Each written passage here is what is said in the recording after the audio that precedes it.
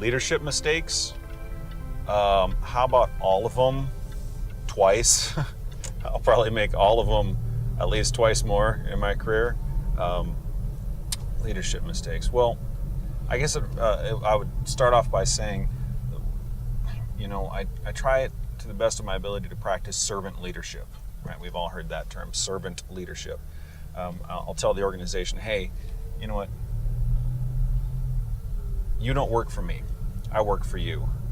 And I think that's the right way to go about it. Is they are my clients. I have internal clients, which would be the coordinators and associates on the team. I have external clients, which would be the accounts and the policy holders therein. So I work for them. They don't work for me. With that said, sometimes I think a mistake that I've made is I got to remember that there's still the word leader in there. It's not just servant. And what I mean by that is a mistake that I've made in the past is maybe taken servant leadership to such a degree that I actually focus too much on being a servant and less on being a leader, and try to lead through building consensus on everything, right? Well, then you just end up leading by committee, and boy, that gets a lot done. So you don't need to build consensus to do the right thing, is what I'm saying. So if I've made a mistake, it would be that sometimes I need to remember that, if there's something that needs to be done, then set the vision for it, set the team on the right path, and people want to be led.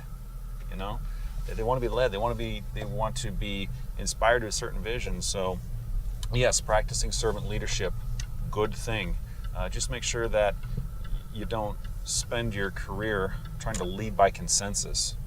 End up leading by committee, and then nothing is ever going to get done. So you can serve. Just also remember to lead.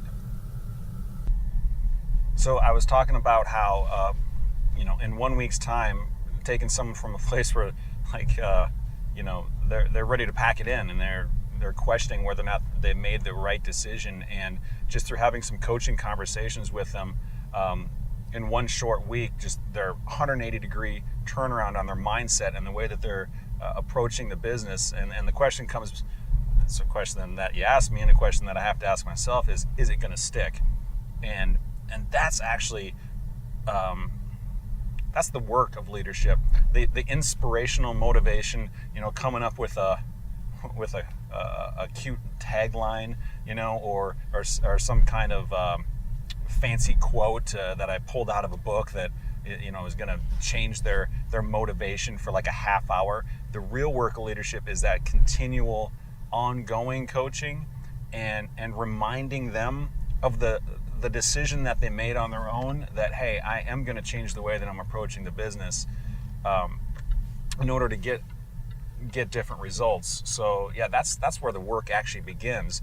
The work in leadership begins after the point I get them to decide to do something different, and then continually remind them of that decision that they made. That's the grind, man, and it's good.